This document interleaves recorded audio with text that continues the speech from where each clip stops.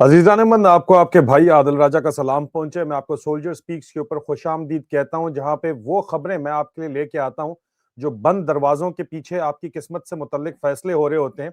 वक्त से पहले हमेशा आप तक हकीकी जो खबरें हैं वो मैं लेके पहुंचता हूं। इस वक्त जीएचक्यू की जो टॉप प्रायोरिटीज हैं, जो टॉप चैलेंजेस हैं पाकिस्तान की मिलिट्री इस्टेब्लिशमेंट के लिए, वो क्या है और उनकी प्रायोरिटीज उसी हिसाब से हैं, किस तरह वो अमल पैरा है उसके ऊपर और किन लोगों को लॉन्च किया गया ये काम करने के लिए, ये मैं आपको मुख्तसर बताना चाहता हूं। आप लोग सारे बहुत समझदार हैं, डॉट कनेक्टिंग मैं नहीं करूंगा, वो आप खुद कर लीजिएगा।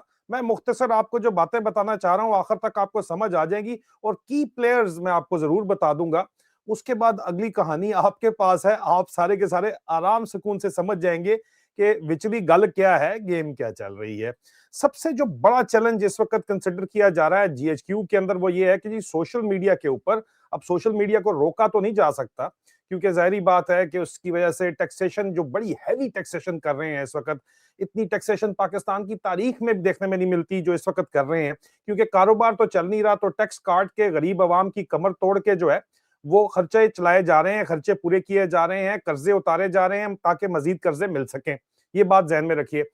उसके होते हुए सोशल मीडिया एक टैक्स कलेक्शन का भी बहुत ही अहम तरीन पहलू है, तो सोशल मीडिया को रोकना, उसके ऊपर जो भी तनकीद हो रही है फौजी इस्टेब्लिशमेंट की, फील्ड मार्शल आसम मुनीर की, उनके जर्नलों की, उनके बारे के में जो भी बातचीत हो रही है उसको रोकना इस वक्त टॉप प्रायोरिटी जो है वो कंसिडर किया जाता है कि जनाब ये कंपनी की टॉप प्रायोरिटी है कि इसको रोका जाए। और उसके लिए सोशल मीडिया के लोगों के ऊपर, शहजाद अकबर के ऊपर हमला, मैं टारगेट नंबर 1 हूं इस वक्त। मेरे बारे में भी एक यहाँ पे इंक्वायरी चल रही है। अरशद शरीफ शहीद की तरह एक मिसाल कायम करने की कोशिश की जा रही है।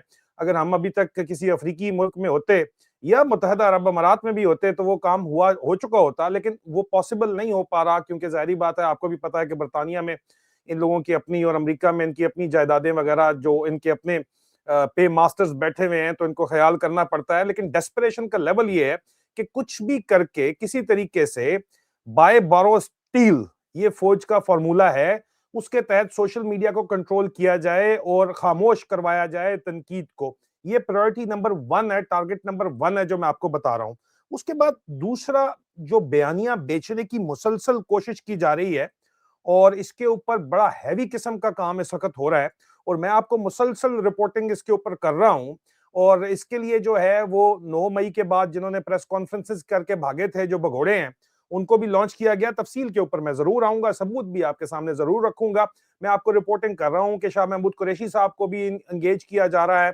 मुसलसल इस तरह की बातें की जा रही हैं कि जनाब बयानिए का एक इनडेफिनेट डायलॉग, कि जी बस डायलॉग हो रहा है, बातचीत हो रही है, इमरान खान से बातचीत हो रही है, पीटीआई से बातचीत हो रही है, ताकि सियासी इस्तेकाम आ जाए। और इस बयानिए को फैलाने के लिए कि एक ना खत्म होने वाली बातचीत, जिसका कोई एंड नहीं है, बस बातचीत हो रही है, ताकि अवाम को तसल्ली हो जाए कि जी बातचीत चल रही है। एक ना खत्म होने वाला इनडेफिनेट डायलॉग का बयानिया बेचने की मुसलसल कोशिश की जा रही है, जिसके लिए जो है वो लोगों को लॉन्च किया गया है, डब्बू साहब जैसे लोगों को लॉन्च किया गया है। चौधरी साहब जो काम कर रहे हैं उसके ऊपर मैं आपको आता हूं, बताता हूं। लेकिन इसके अलावा, या मैंने आपको 2 चीजें बता दी। पहला, सोशल मीडिया को रोकना, कंट्रोल करना, जो कि पॉसिबल नहीं है, लेकिन अब बड़ा एग्रेसिवली इसके ऊपर काम किया जा रहा है। दूसरा, ये बयानियां बेचना कि जनाब मुज़ाकरात, इनडेफिनेट डायलॉग, मतलब कि बस मुज़ाकरात मुज़ाकरात मुज़ाकरात हो रहे हैं, उसका नतीजा कोई नहीं निकलना। गौर खान वहां पे बैठ के प्रेस कॉन्फ्रेंस कर रहा था और कह रहा था अगर खान साहब जिंदा होते, अचानक उसको समझ आई, ओ ये मैंने क्या बोल दिया है।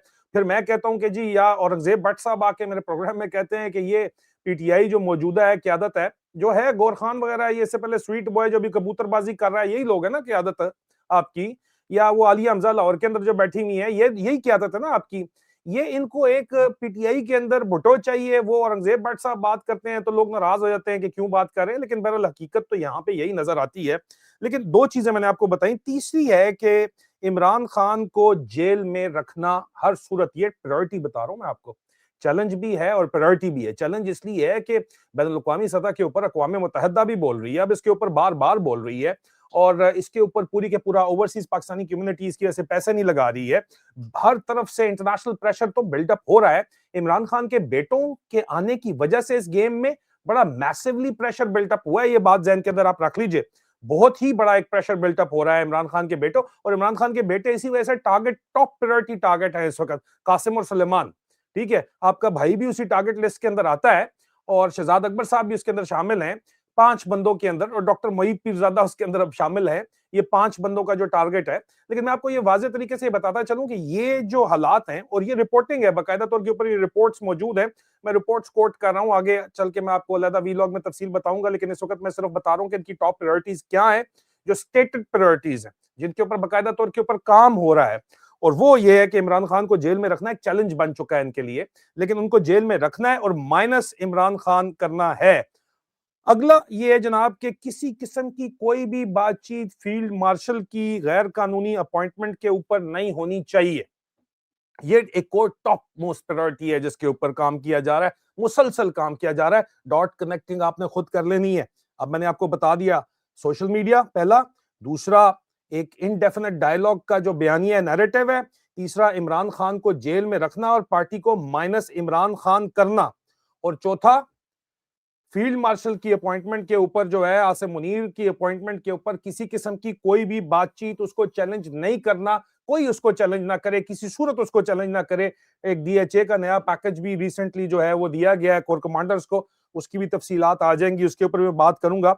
इसके बाद जो अगला है कि जनाब किसी किस्म की पाकिस्तान में जारी फस्तायत के ऊपर कोई बातचीत ना की जाए। ये टॉप चैलेंज भी है और टॉप प्रायोरिटी भी है। कहा जाए सब अच्छा है, पाकिस्तान में बेहतरी हो रही है, पाकिस्तान हील कर रहा है। आप जरा सोशल मीडिया उठा के देख लें, बड़े बड़े यहाँ पे डॉन मान के भी लोग जो हैं, जिनको एक तो डॉन अंदर प्रेशर आया हुआ है, सरकारी इश्तिहार उसको नहीं मिल रहे हैं वापस उसको लैंड पे लाने के लिए, लेकिन जो डिक्टेशन नहीं लेते और उसके अलावा भी बड़े बड़े यहाँ पे 30 मार खान इंटेलेक्चुअल्स जो हैं बाबे, वो आके कह रहे हैं कि healing process has begin, healing चल रही है। तो ये बयानिया किसी सूरत पाकिस्तान में जो फैशिज्म है, ये फस्तायत पे बात नहीं होनी चाहिए, और किसी किस्म की फॉर्म 47 की जो जाली हुकूमत है, इस पे बात नहीं होनी चाहिए कि ये जाली हुकूमत नहीं है। ये हुकूमत जो है, इसकी लेजिटिमेसी को चैलेंज नहीं होना चाहिए किसी भी सूरत। ये भी एक और टॉप मोस्ट प्रायोरिटी इस वक्त बनी हुई है। और फिर अगली प्रायोरिटी है कि जनाब किसी किस्म का जो ये आईनी पाकिस्तान के आइन के साथ जो जना बिल जबर किया गया है, और जो खलवाड़ किया गया है, जो बलात्कार किया गया है, उसके ऊपर किसी किस्म की बात नहीं होनी चाहिए। सवाल ही नहीं पैदा होता। पाकिस्तानी मीडिया या सोशल मीडिया के ऊपर कोई बात ना करे, उर्दू में कोई बात ना करे, अंग्रेजी में, अंग्रेजी कहते हैं ज्यादा सुनते नहीं है, करन दे जड़ी गल्लां कर देने, लेकिन उसकी ट्रांसलेशन नहीं चलनी चाहिए। ठीक है। और अदलिया के ऊपर जो है वो अदलिया की आजादी को सल्ब किया गया है, जिस तरह इस्लामाबाद हाई कोर्ट के जजेस के खतूत आपके सामने मौजूद हैं, उसके ऊपर किसी सूरत कोई बात नहीं होनी चाहिए। अब मुझे आप बताएं कि पीछे पर रह क्या गया यार, फिर बात किसके ऊपर हो सकती है पाकिस्तान के अंदर?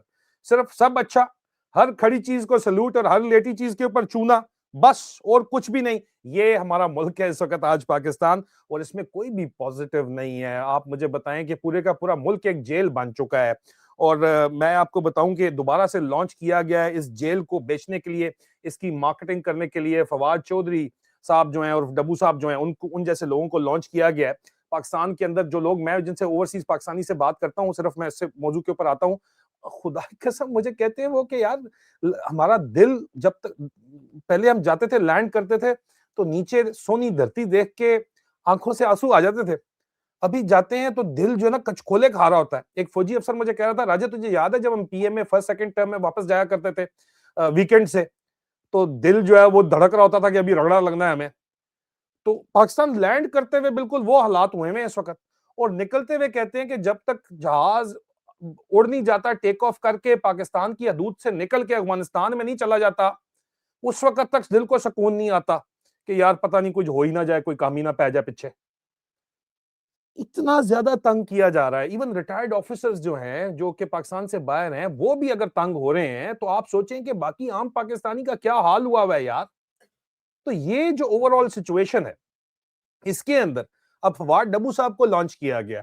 मैंने आपको बताया था शाह महमूद कुरैशी साहब को दोबारा ये अटैक कर रहे हैं, ठीक है, दोबारा उनके ऊपर कोशिश कर रहे हैं कि जनाब आके जो है हम कुछ भी कर लें, किसी तरह जो है वो शाह महमूद कुरैशी साहब आके वापस ऑन बोर्ड आ जाएं। अभी ये आप देखें फवाद डब्बू के अपनी सॉरी चौधरी फवाद हुसैन की अपनी प्रोफाइल जो है, वो फरमाते हैं, जनाब चौधरी फवाद साहब कहते हैं मुज़ाकरात की पेशरफ खुश आइंद है, लेकिन मायूसी हुई कि तरीके इंसाफ ने सियासी असीरान की रिहाई के मुतालबे को बिल्कुल ही नजरअंदाज कर दिया। मेन गेम ये है, ठीक है। फिर ये कह रहे हैं कोर्ट लखपत के 5 असीरान को पैरोल पर रहा करके मुज़ाकरात में शामिल करना चाहिए, क्योंकि तरीके तहफ़्फ़ुज़ आइन वाले इमरान खान को नहीं जानते। ये कह रहे हैं कि जनाब इमरान खान ने जिनको खुद नॉमिनेट किया है, महमूद खान अचकज़ई को, अल्लामा राजा नासिर अब्बास को, वो इमरान खान को जानते ही नहीं है भाई, दे आर नोबडीज। मतलब ये कह रहा है कि खान जो है, इमरान खान जो है वो बेवकूफ है, उसको नहीं पता कि किस चीज के अंदर बेहतरी है। और ये बंदा जो, और इसके साथ के लोग जिन्होंने अपना व्हाट्सएप ग्रुप बनाया हुआ है 9 मई के बाद छोड़ के भागे में है सारे के सारे, ये जो आईपीपी ग्रुप है, ये जो लोटा लोटा पार्टी है, ये लोटा पार्टी कह रही है हम खान को जानते हैं, हम जाके मुज़ाकरात कराएंगे, ठीक है। वो कहते हैं जनाब के लाहौर के कैदी इमरान खान को 20 साल से जानते हैं, वो खुल के इमरान खान से बात भी कर सकते हैं, झगड़ा भी कर सकते हैं। अंदाजा आप कर लें, झगड़ा भी कर सकते हैं, आप अंदाजा करें, ठीक है भाई। बात समझो, खुदा का वास्ता है। अभी मैंने आपको बता दिया कि ये गेम क्या है, प्रायोरिटीज क्या है, और ऑन ग्राउंड ये क्या बारीक वारदात चल रही है दरमियान के अंदर। अभी फैसला आप खुद कर लें कि ये क्यों, और ये हैं कौन, और ये बात क्या करें, और इनका बैकग्राउंड क्या है, और ये मामे लगे हुए इमरान खान के बन के।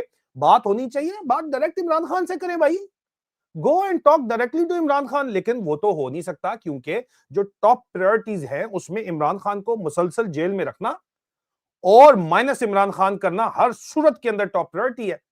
तो फिर इमरान खान से बात नहीं करनी, एक लामतनाही सिलसिला बातचीत का शुरू करना है ताकि इमरान खान को माइनस किया जा सके। बस भाई, अगर आपने बात करनी है, जो गो तो अडियाला जेल, डायरेक्ट बात कर लो उससे। ये क्या तरीका है? और उसने जिन लोगों को नॉमिनेट किया है, तहरीके तहफ़्फ़ुज़ आइन पाकिस्तान के जो अंदर जो मौजूद हैं लोग, जो महमूद खान अचकज़ई साहब हैं, क्योंकि वो एंटी मिलिट्री एस्टैब्लिशमेंट या एंटी एस्टैब्लिशमेंट नैरेटिव है उनका, और अल्लामा राजा नासिर अब्बास बहादुर लोग हैं वो, तो वो उनकी लड़ाई पुरानी चल रही है, तो उसको उन दोनों को, और वो पंजाबी नहीं है महमूद अचकज़ई साहब, उनको मतनाज़ा बना दिया जाए।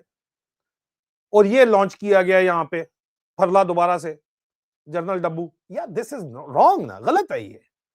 मतलब खुदा का वास्ता, एक ही चूरन किस तरह आप बार बार बेच सकते हैं, नई पैकेज के अंदर ला सकते हैं आप। To have something you never have, you got to do something you have never done, and this is what you can't understand. ਵੱਡੇ आए तुसी वार कोर्स करके बह गए हो सारे आके साले। एनीवे ये हकीकत है, बाकी सारे फसाने हैं। और मजीद अगर आपको इस तरह की जो है वो ब्रेकिंग न्यूज और तज्जियों के लिए जो है वो चैनल को लाइक कीजिए, सब्सक्राइब कीजिए, वीडियो को शेयर कीजिए, और बहुत जल्द जो है दोबारा मुलाकात होती है। और कुछ प्राइवेट वीडियोस जो होती हैं, अगर आप ज्वाइन करना चाहते हैं तो लिंक प्राइवेट वीडियोस के डिस्क्रिप्शन के अंदर मौजूद है, मेंबर बनिए उसके लिए। बहुत जल्द दोबारा मुलाकात होती है। अपना ख्याल रखिए। मेरे पेट्रन्स का बहुत बहुत शुक्रिया जो मुझे सपोर्ट करते हैं। खुदा हाफिज।